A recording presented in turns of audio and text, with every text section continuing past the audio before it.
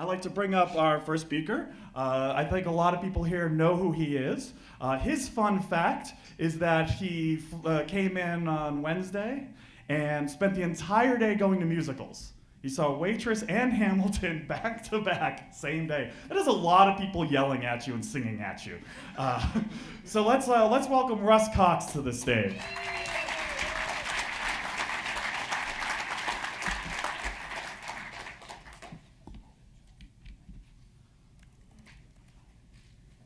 All right.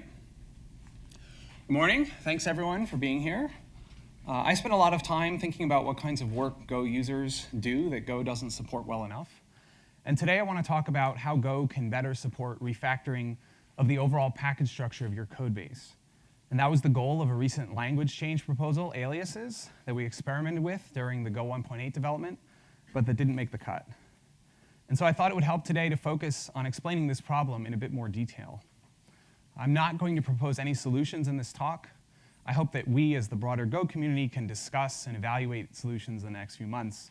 But this talk is only about stating a problem. Before I get to the problem, I want to step back for a minute and talk about what Go is trying to accomplish. Go's goal is to make it easy and fun to build software that scales. And there are two kinds of scale that we care about. We care about the scale of the systems that you can build with Go, meaning how easy it is to scale to very large numbers of computers, large amounts of data, and so on. But that's not today's topic. Today I'm focused on a different kind of scale, the scale of the code bases that Go works for, meaning how easy it is to work in large code bases with large numbers of engineers, making large numbers of changes simultaneously. So what do I mean by large code bases? Well, one such code base is Google's single repository that nearly all engineers work in on a daily basis. As of January 2015, that repository was seeing 40,000 commits per day across 9 million source files and 2 billion lines of code. And I should point out that's not all Go code. Another example is the set of all the open source Go code that people have made available on GitHub and other code hosting sites. And you might think of this as GoGet's code base. And in contrast to Google's code base, GoGet's code base is completely decentralized, so it's a lot more difficult to get exact numbers. But recently, there were about 140,000 packages known to godoc.org, and depending on when you ask GitHub, you get a number between 50 and 100,000 GitHub projects that use Go. And I think there might be more. I think it stops counting at some point. Supporting software development at this kind of scale was in our minds from the very beginning of Go. And we paid a lot of attention to details like implementing imports efficiently. We made sure that it was difficult to import code and forget to use it to avoid code bloat. We made sure that there weren't unnecessary dependencies between packages, both to simplify your programs and to make it easier to test and refactor them. But over the past few years, we've come to realize that there's more that can and should be done to make it easier to refactor whole code bases, especially at this broad package structure level. Why would we want to do this? Well, in general, most programs start with one package, and then as you add more code, you realize that it might make sense to split off some code and wrap it into its own package, or later change the way that you've decided how to split the code base into packages. And there are a few reasons you might change your mind later about what code is in each package. The first reason is to split the package into more manageable pieces for users. So for example, most users of package regex don't need access to the regular expression parser, although a few do, which is why it's exported. But it's exported in a separate regex/syntax package so that it doesn't clutter the main API. The second reason is to improve naming. We had an io.byte buffer, but we thought that bytes.buffer was a better name and also a better place for the code, so we moved it over. The third reason is to lighten dependencies. Package OS is actually a fairly heavyweight package. And we moved EOF from os.eof to io.eof specifically so that code that's not using the operating system at all doesn't have to have this import of OS. And the fourth reason is to change the dependency graph so that one package can import another where it couldn't before. And an example of this is the os.fileinfo struct from before Go 1. Now it's an interface, but it was a struct. And notice that the times, the a time, m time, and c time, have type int64 and _ns suffix, and they're commented as nanoseconds since the epoch. And we had this much nicer time.time type that you all know at this point, so why didn't we use it? Well, this graph shows 8 packages from the standard library before Go 1 and which ones were importing each other. And nearly every package at the time and nearly every package today has to think about errors. And so nearly every package imported OS to get os.error, which was the error type, including package time. And anything that imported OS couldn't be imported by OS. And so that meant that operating system APIs couldn't actually refer to times. And also, like I said before, package OS is supposed to be about operating system services. And code that doesn't use operating system services, like bytes.buffer, doesn't seem like it should need to import OS. And so as part of the preparation of Go 1, we thought very carefully about what packages should be lightweight and have minimal dependencies. And it was clear that time and I/O were in the wrong place, that they should be much lower in this graph and not require pulling in other things. So for Go 1, we made the effort to reorganize the standard library code base to fix the import graph. There's now a new package, errors, and now I/O is so trivial it only imports errors. And time has so few dependencies that now package OS can use it, and we can change file info to actually refer to the real time type. How do we do this? How do we do these kinds of code-based refactorings in Go? Well, let's look at some real examples. Here's one. As I mentioned earlier, in June 2009, we decided to move the type io.bytebuffer into the package bytes as bytes.buffer. How did we do that? Well, here's the commit that did it. 2 files moved, and then 43 other Go source files had to be updated. So in this commit, there's 20 times as much repair work as there is API work. And that exact ratio is not terribly important, but what's interesting is that even in this very tiny code base, the repairs necessary after making an API change are an order of magnitude larger than the change itself. And as code bases grow, this repair multiplier does too. I looked at similar changes in large Go code bases like Docker and Juju and Kubernetes, and I found typical repair multipliers ranging from 10 to 100x. And inside Google, we've seen repair multipliers well over 1,000x. And the conventional wisdom is that you make the API change and the code repairs together in one big commit. And the main benefit of this approach, which I'm going to call atomic code repair, is that there's no commit that breaks the code base. But the big drawback is that this one big commit can be very, very big. And big commits are hard to prepare, they're hard to review, and they're fundamentally racing against other work in the tree. It's easy to start doing a conversion, prepare your one big commit, maybe you get some merge conflicts along the way, you finally get it submitted, and then only then you find out that someone else added another use of the old API while you were working, and you missed that use. And so now, despite all your effort, there's this reference to this old API that's gone, and your one big commit broke the code base anyway. And as the code base gets bigger, this problem only gets worse. In our experience, an approach that scales better is to plan for code repair to proceed gradually across as many commits as needed. And typically, this means the overall process runs in 3 stages. First, you make preliminary changes to enable the use of the new API and to make the new and the old APIs as close as possible, ideally completely interchangeable. Second, across as many commits as you need, you update the code to use the new API. And then third, you remove the old API. And this kind of gradual code repair is usually a little bit more work than the atomic code repair, but the work is much lower stakes. You don't have to get everything right in one try. The individual commits are much smaller, which makes them easier to review and submit. And maybe most important of all, this approach works in situations where one big commit wouldn't even work. It'd be impossible. For example, when the code that needs to be updated is spread across multiple repositories. So the bytes.buffer change looks like an atomic code repair, but in fact, it wasn't. There's this comment in the commit message that says, left io.bytebuffer stub around for now for protocol compiler. Well, what does that mean? If you dig around, the commit actually created a new file called xxx.go, which looked like this. And back then, just like today, Go was developed in a separate source repository from the rest of Google's source code. And the protocol compiler, which was in Google's main repository, was responsible for generating Go source files from protocol buffer definitions. And it happened to use io.bytebuffer in the generated code. And this stub was good enough to keep those files working. And then once the protocol compiler was updated, a later commit removed this file. And you can dig through the history and find all this.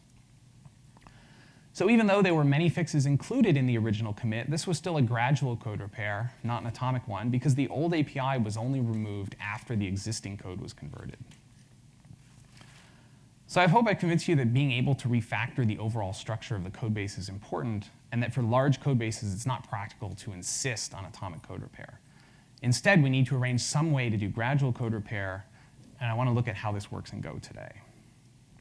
The general template has 3 stages. In the first stage, we add new API, and at the same time, we arrange for the new and the old API to be completely interchangeable. In the second stage, we convert all the uses of the old API to the new API, but because they're interchangeable, the stage can proceed incrementally in as many commits as you need, maybe even across multiple repositories or multiple open source projects. And then in the third stage, once nothing is using the old API anymore, we can remove it. So let's look at some examples of how we've done this in the Go repository itself over the years. This is an example from earlier this year. Package.io defines the seeker interface, but there were some named constants to use with it that you imported OS for, and we thought this was inconsistent. So in Go 1.7, we moved those constants to Package.io, and we gave them more idiomatic names. Now for a constant, the new name is interchangeable with the old name as long as they have the same type and value. And I'll note that in this particular change, we're still in stage 2.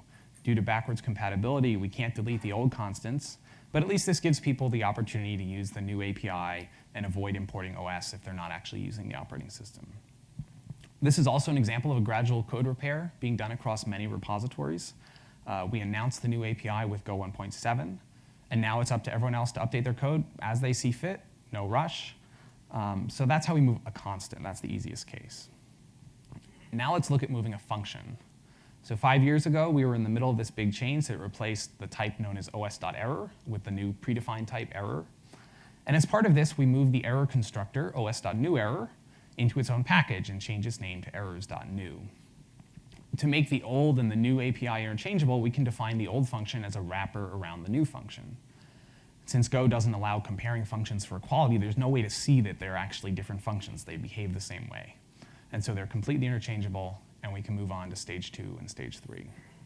So that's constants, functions, variables. The variables we care about are exported global variables. Exported global variables are almost always set at init time and then only read from, never written again, to avoid races between one Go routine writing and another Go routine reading. And so for exported global variables that follow this very, very common pattern, we can arrange for the new API to be interchangeable with the old one by just defining one to be the other one. And so in this example, os.eof is initialized as io.eof, and so those are exactly the same value. They're completely interchangeable, and so we can move on. So that's constants, functions, variables. Now let's look at moving a type from one package to another, and this is where the world falls apart. As part of all the work on errors, we replaced os.error with the new type error. But there's no way in Go to make those two names interchangeable. No matter what you do, they are different types today. The closest we can come in Go is to define that os.error has the same underlying definition of error. That's what that second line says, type error, error. But even with this, and even though those are interfaces, the language still distinguishes between two name types, so that a function returning an os.error is not the same as a function returning an error. And in particular, if the io.reader interface is defined such that the read method returns an error, if your read method returns an os.error, it will not satisfy the interface. So it really looks like there's no way to make the old and new API interchangeable. So that raises the question, what can we do to make it possible to update the code base gradually? And while we must have done this in 2011, how do we do that? Well, we can dig through the Git history. It turns out we added special code to the compiler that says, if you see os.error, pretend you saw error. So that solves the problem. Now we're done with stage 1, and we can move on to stage 2 and stage 3. So those are our strategies. We've seen examples of moving constants, functions, variables, and types, and enabling gradual code repair in every case. For constants, functions, and variables, the setup is fairly straightforward. And for types, you just have to go in and modify the compiler. So this works. I would argue maybe this isn't the ideal solution that we should be proposing. And so also this problem with moving types is not limited to a fundamental change like os.error and error, and it's not limited to the Go repository. As another example, here's a change from the Kubernetes project, which is an open source project. And Kubernetes has a package named util, and at some point they decided that that package's int or string type should be moved into its own package they called intstr. And so applying our general pattern, the first stage is to establish some way for the two types to be interchangeable. And we can't do that because the int or string type is used in struct fields, and code can't assign to that field unless it assigns a value of the right type. So if this were the only problem in the whole code base, this one line, then you could imagine working around this. You could write a getter and setter using the old type, and then you could change all the existing code to use the getter and setter. And then you could update the field, and you'd only have to touch the getter and setter implementations. And then you could change all the old code to touch the new field directly with the new type, and then you could delete the getter and setter and the old type. But that's not the only line in the code base that has this problem. There's many others. And in fact, in practice, the only way to do this is with an atomic code repair, or else to just break things for a while. As another example, here's a change from Docker. Docker has another package named utils, and at some point they decided that they needed to split out their JSON error type into a separate JSON message package. In this case, again, we have the problem. The old and new types are not interchangeable, but it shows up in a different way, namely type assertions. This code is turning an arbitrary error into a JSON error. If it's already a JSON error, it doesn't want to do that, so it checks, is this a JSON error? But during a gradual repair, this code will behave differently, whether it's the old JSON error or the new JSON error. And again, if this were the only problem in the whole code base, you could imagine working around this. You could add a second type assertion and decide you're going to convert from one to the other. And you could find all the other places where this happens. And then you could do the rest of your update, and then you could go pull all of these out. But that's not the only problem. This appears in function arguments. It appears in struct fields and things like that. And so it's used elsewhere, and we have all these other complications. And in practice, again, the only option here is an atomic code repair. What these all have in common is that Go does not provide a way to create two interchangeable names for a given type. And that makes it significantly harder to move a type from one package to another, much harder than it is to move a constant or a function or a variable. In fact, it's not just harder. Sometimes it's impossible. And even when it is possible, they're pretty awful workarounds that usually involve multiple rounds of code repair. So that's what these look like today. I claim that Go needs to add some way to support this kind of API evolution and change. And in particular, it needs to make it easy to do for types what we can already do for the other kinds of declarations. And there's an open question, what should these look like tomorrow? To be clear, we don't know the answer. Here's one answer that we looked at but rejected for Go 1.8, and that was this solution would have introduced a new declaration syntax, the alias form, which we could use to introduce an alternate name for a constant, function, variable, or type. And so this mechanism would have let us clean up and generalize the various approaches we saw in Package OS. And we implemented this and we experimented with it for Go 1.8. But towards the end of the Go 1.8 cycle, which is wrapping up now, we found two small but important technical problems with this, and we thought it was too late in the cycle to come up with answers that we were really going to be confident about, so we pulled them back out, and aliases will not be in Go 1.8. But to recap, here's the problem that I think we still need to solve. Go aims to be ideal for large code bases. And in large code bases, it's important to be able to refactor the overall code base structure, which means moving API between packages and updating the client code. And in these large refactorings, it's important to be able to use a gradual transition from the old API to the new API. That makes everything else smoother. But Go doesn't support this specific case of gradual code repair for moving a type between packages very well at all. And I believe it should. And I hope I've convinced you that it should.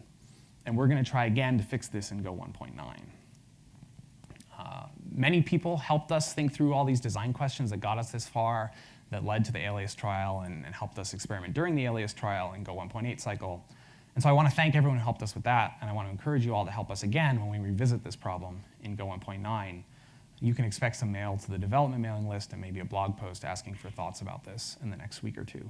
So thank you.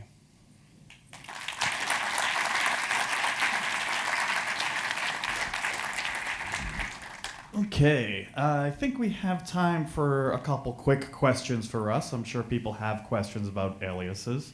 It's been I would say, hot topic. Does anybody have any questions for us? Yes. Is aliases, you think, is going to go into 1.9? Are aliases going to make it into 1.9? I doubt that in their current form, aliases would go into 1.9. I think we need to solve the problem. It looks like maybe we overreached, so we tried to generalize to all four, but we have OK solutions for the first three, so maybe we should focus on types. We've talked about the specific case of type aliases from almost day one, but we didn't have a reason to put them in. It looks like there's a reason now. 6 months ago, I would have told you that like aliases were pretty close to a sure thing to go into 1.8. So I'm not going to tell you that type aliases are a sure thing to go into 1.9, right? I'm going to learn from that. But we need to do something, and we're going to start the conversation early to figure out what that is. Okay, apparently, according to our timekeeper, that is the only time we have for that question? We only have one question, correct? That's All right. it. Sorry. Thank you very much, Russ. Thank you. We are being kept under a very tight leash so we can get to all the amazing speakers and activities we have planned for you today.